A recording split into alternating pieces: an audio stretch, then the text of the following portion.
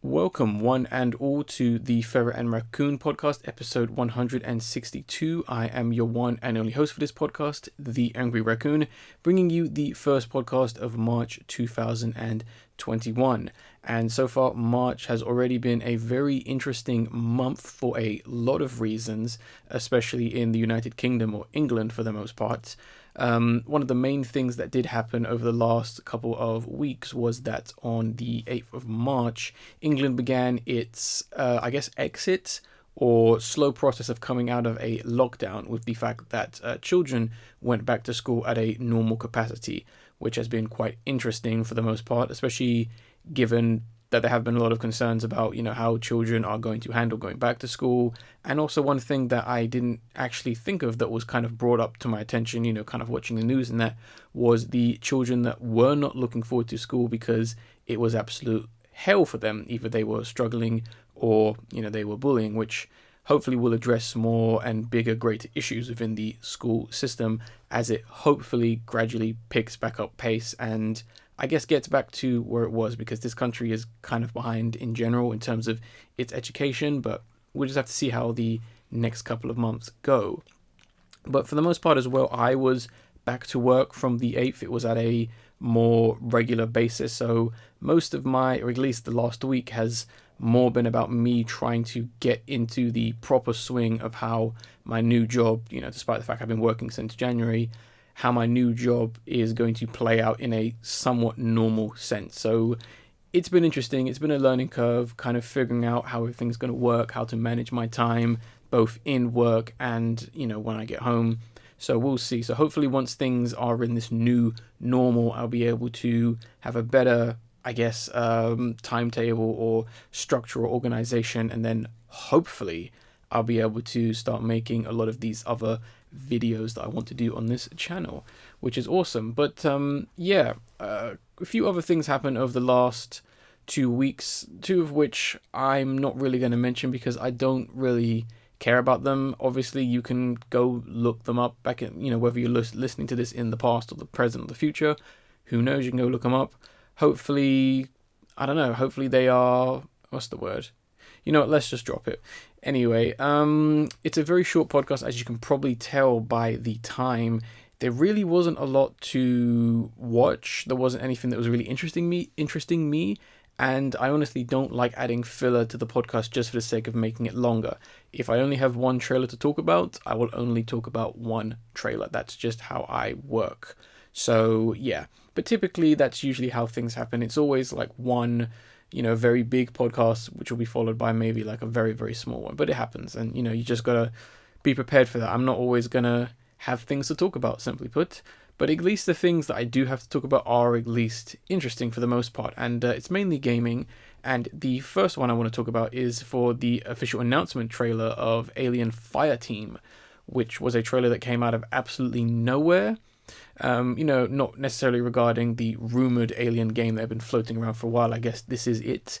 But yes, Alien Fireteam is essentially a 3-player cooperative Alien game where you're essentially going from objective to objective and surviving hordes of Ridley Scott's aliens, or H.R. Giger's, alien design, I guess, to be more accurate. And the thing that I guess we should mention first is, let's address the elephant in the room, and that the last time we got an Alien third-person shooter, it was the infamous Aliens Colonial Marines, which was awful for so many reasons. It was a game that was in development hell. It got, I think, Gearbox eventually grabbed it, or someone took the rights of it. Essentially, showed all this. It's a tale almost as old as time. We've seen it so many times. More recently with Cyberpunk 2077, in that we saw a bunch of footage that was not the actual game that we ended up getting. And most people just generally hated that game. I've seen a whole playthrough of that game. I think it's awful and disgusting and ugly. And this is coming from, a fan of the Alien franchise. I would say people like Recess. Recess is a much bigger Alien fan than I am. So I will probably ask him what he thinks about this game. But for the most part, I'll be honest. I guess here's the thing. I personally think it looks alright. It looks interesting. I've watched the gameplay, which I'm going to provide a link for down in the description and download link. But people have every right to be skeptical about this game, especially that it's just so familiar to Alien Colonial Marines. I would imagine the team and Sega are very much aware that people are going to draw these comparisons like immediately. So I think that's why they're being very careful and kind of trying to show off as much of a polished game as they can before people kind of jump to their conclusion. But it honestly does look quite promising. I mean, in recent years, the fun, silly third-person shooter has kind of died out in favor of, other trends and, I guess, subgenres of games, such as the Battle Royale or the more subscription season-based service that some online games take the approach of. You've got your Fall Guys, you've got your Call of Duty, you've got your Fortnite, Apex Legends, stuff like that, which is barely a game at the end of the day, but that's just how they are going to continuously milk you for your money. But we don't really get games like Left 4 Dead 2, Team Fortress 2, or Overwatch 2. Well, excuse me, Overwatch 1. Overwatch 2 isn't out yet and probably won't be out for another couple years. But it is nice to see these developers essentially take a risk to an extent with something that, although is technically old, being a third-person shooter that's a bit silly, or first-person shooter, they're essentially making it new, or is fresh compared to this seasonal and more update-heavy game, or more update-heavy gaming industry that it has become. So it is very odd to see, and I know this game will most likely add maps into it over time, and hopefully it's not like timed exclusives, which I really do not like that kind of stuff. I don't mind you slowly adding new characters, new maps, new stuff into the game. I do have an issue with it being an online game because, like we saw with the other game that I believe Gearbox made, the online game that they shut down recently, that stuff will be lost forever, which is a shame, so people just won't be able to play it. But I really don't like the whole exclusive timed events things. As much as I love the newer alliteration of the Hitman series, them confirming all these like one-off, like weekly based events, I think that's really annoying and awful, and it obviously brings up a lot of questions as to how exactly the development team and staff are being treated if they are being forced to crank out these maps and stuff which could come out buggy and just lost forever. I mean, I personally wouldn't be happy working on something that people can only play for 2 weeks. But I digress. But in terms of the actual game, it honestly looks like pretty relaxed and chill to me. Like, I know that you're supposed to be, surviving hordes of like aliens, and it's meant to be creepy and dark and atmospheric and that, and those elements are there, which is interesting. But it just kind of seems like just like a fun game to me. The environments look pretty accurate to the films, although with that being said, it does run into the issue that they now look generic, because I'm not seeing any variation to the same kinds of, like backgrounds and environment design that I've been seeing for the last few decades in films, games, and other media taking place in the universe. So it doesn't feel all that interesting to look at the area. It's nice, the lighting's great, and it looks like you're on a ship of that era during the, aliens, whether this takes place in between or after the first 2 films. I don't know, but I understand that, with these more government or standard issue ships, they would look all the same. I mean, not every single car looks different. If you buy, a Golf Mini, they're all going to look the same, have the same insides, for the most part. But it is interesting that's kind of come about. And it was something that I was pondering about as to, this is like, even when you compare it to the last Aliens game, which was Alien Isolation, you almost can't tell the difference between the two, other than one's first-person shooter and one's third. But it is interesting. But the sound design is honestly pretty great. The guns sound pretty, once again, accurate. It does seem like it's going to be one of those games that you will need headphones to play, and you'll be able to hear, hopefully, the aliens crawling around in the vents or crawling on the walls and stuff like that. And there are different kinds of aliens, which is obviously a standard thing, but it does seem a bit gimmicky as they're not the most original, designs. Hopefully we do get something that's a little bit out there, maybe something that references the comic series, like the original comic series. That would be kind of cool because, yeah, I think the one thing that this game needs is it just needs a bit more variety to stand out, especially when it's going up against other online games. Technically it's going up against things like, what's that one that is really bad that everyone likes? Destiny. Yeah, that really awful game. It's technically going up against games like Destiny, and also there's Back 4 Blood, which is the game being made by the creators of Left 4 Dead, or at least some of them. So it might be a hard sell when you've got something that doesn't look that spectacular compared to its competition. But I digress. I'll be very interested, and hopefully it's a fun game that I can actually play with people, because as much as I don't enjoy playing online with people, if it's a fun game and it's the right people, I'm down for it, honestly. The next one is another game one, but it's a very short one because this trailer didn't really show off any gameplay whatsoever. It showed off maybe like seconds worth of it. But I still think the trailer is worth talking about and mentioning. And that is going to be for Teenage Mutant Ninja Turtles Shredder's Revenge. This is the official announcement trailer for the game. And this is a very, very nostalgic trailer. And I think I found it very nostalgic, and I didn't even grow up with the 1987 adaptation or series. I guess it was the first animated series based on the comics. It's a really well animated trailer, which is nice, and it's filled with, a lot of really great references, and, it really does get you hyped for, nostalgia, Teenage Mutant Turtles, another beat 'em up game, as this is what it is. Which is kind of cool as a arcade throwback. It's really cleanly animated, being the actual animation of the game, with lots of charm and lots of character. Even with that tiny snippet you see, there's a lot of like great details that I don't necessarily know kind of fall into the characteristics of characters within that era's TV series, but it does honestly look really nice. It does feel like, and it's most likely was their intention, it does feel like it was released during the 80s, except a lot cleaner and a lot more colourful.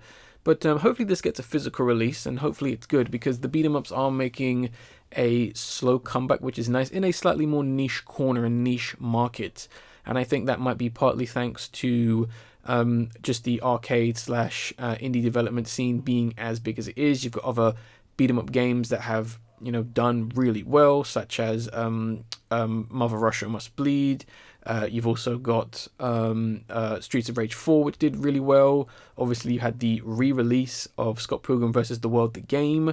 So hopefully those kinds of games do kind of make a nice, stronger comeback in a sense, and hopefully they can stand up against some of the bigger games, because there's people who are as old as me, older than me, who do kind of miss those games, and they do kind of want those throwbacks, but they also want something fresh and interesting. And hopefully this game does do something that's a little bit more fresh and interesting. For example, the recent Battletoads game, that was a beat 'em up that incorporated a lot of newer and fresher ideas, which I thought was pretty great. Hopefully we see that in this game, and hopefully future games. And the last trailer I want to talk about is a tricky one to kind of talk about and mention, is Amazon's Them, as in THEM. This trailer came out of absolutely nowhere, and given what most people are saying, and I guess a lot of people are going to make this comparison and this joke, that this seems to be the unofficial sequel to Jordan Peele's Us, in that it seems to be continuing the themes that race and racism is still a very scary and real thing. This is a very interesting anthology series that's clearly about race. I mean, they're not trying to hide that. They're literally hitting you over the head with that. There's lots of visual references to the difference between black and white in this trailer. But the really thing that's hard to tell is who or what it's commentating on. which is hard to say because at first there are a lot of scenes where you kind of see it's more the stereotypical 70s, I think it's 70s period, white neighbors who are kind of, somewhat friendly, and you kind of see there almost is like a sinister side to them looking at this black family that's, on the street or across the road or whatever. And you kind of see that, but as the trailer goes on, you kind of see that, the other family, the black family, doesn't necessarily seem to be, I guess, the victims or, whatever in this situation, because there are a few shots that are very concerning for the most part in terms of, what could be happening there. And I honestly think that this is going to be a series that is going to be uncomfortable for both white and black people to watch for some reason. I just feel like maybe they're trying to make a point or analogy to the fact that, black people just as white as black people are just as bad as white people just as bad as black people, we're just the same, we're both monsters, we can both be evil, we both have our moments, that kind of stuff. It's a very well shot series as well, like it's very striking a lot of time, and some of the shots are like really creative in how they're framing them and how they're kind of just going about, like, I guess showing them. I mean, the one scene with the neighbors where you see someone looking out the window in the house, which is another thing that's worth noting, is everything seems to either take place outside on this street or inside, the house of the black family, which is interesting. Makes me think that that is the almost epicenter of the whole anthology series, and that the evil or whatever takes place within this house, which could be interesting. But yeah, as I was saying, you just see the outside the window, you see the neighbors just sitting there, just like watching the house.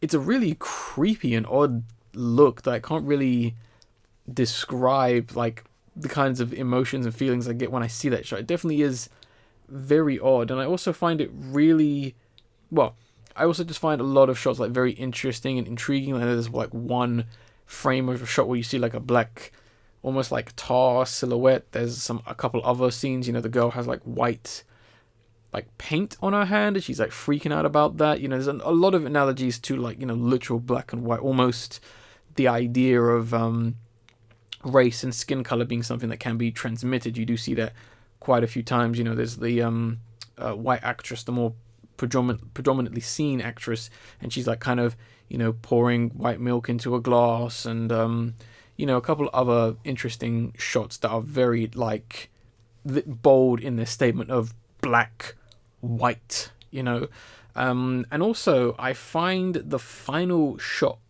really interesting and surprising. Now, I'm not going to say what it is that you see at the end of the trailer, but it is very interesting that they referenced that. And it did shock me because I was not expecting to see that.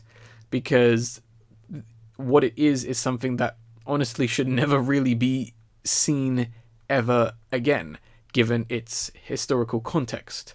But whether it's a demon or a person, regardless, it carries a lot of interesting implications, which honestly makes me more interested in this series, and honestly makes me want to watch it, because this series does have a lot of potential in maybe what it's trying to do. Hopefully it's not like a super pretentious trailer or sorry, more anthology series where it's, really, once again, hitting you on the head with whatever message it is, and it's not very clever or it's not very unique, because with Jordan Peele's two films, Get Out and Us, they were very subtle and very clever. Obviously, there's a lot of, connections between race in those, which are very obvious. But there are a lot of very sneaky and interesting similes and themes in both those films that kind of went over a lot of people's heads that, yes, were about race, but also had other implications, which is what made those films great horror films, but also kind of like think pieces as well, but not too deep to the point where you have to go and watch a video to understand it. You get the message and the idea. But yeah, really interested in this series. Actually really interested in all three of these things. A kind of glowing and positive podcast for me this time around. And that brings us to the end of the podcast, which is going to be the video of the episode.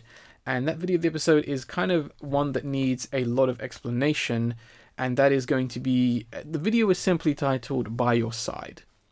and it takes the song by Sade, spelled Sade, her song or band song, By Your Side, as the video was, I guess, animated, directed, or made by Dwarf Studio, and as well as Tsuneo Goda.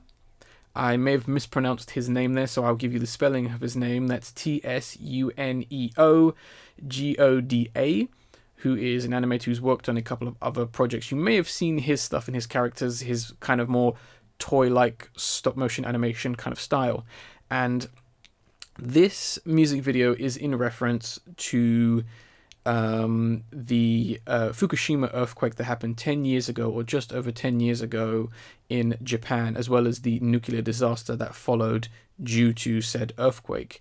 And this music video was made in order to kind of provide a little bit more commentary, and I guess I don't really want to spoil it too much because it is a very interesting animation, given what it talks about, given what it's referencing, because the main message behind it is that although, you know, this awful and tragic thing happened, you need to kind of also remember that just because it happened, it doesn't mean that it's over. It doesn't mean that the trauma or the pain has ended, and there are still people who are affected by it, and especially at the time after it happened, there are, you know, people, more specifically children, who were greatly affected by, you know, such a traumatic thing happening. And this music video essentially kind of references and has a theme around that. So hopefully you guys enjoy this video and just kind of remember that, what I said, things do still hurt even well after they've happened. So it's always good to kind of just remember, think about it, and just kind of be a little bit more sympathetic, and kind of just remember that, at the end of the day, things do still hurt, and it's best to be careful and kind of just be a bit respectful in that sense, and kind of, provide support wherever you can, and just kind of keep these things in mind, and don't take things for granted. I'm not trying to lecture you guys when I say this. It's just because of the context of this video, but I feel like today even myself as well, I take things for granted. I do complain about first world problems, but if you're in a situation like me where you live in the West and you've never experienced anything as awful as what has happened in Japan or anywhere else in the world, just be thankful and just be grateful for what you've got, because you never know what's going to happen. But yeah, that's going to wrap up this podcast. Hopefully you guys enjoyed it. I guess there isn't anything else for me to mention, so I guess I'll wrap this podcast up, or I guess I'll end this podcast by saying I was the Angry Raccoon, and I will see you on the next podcast.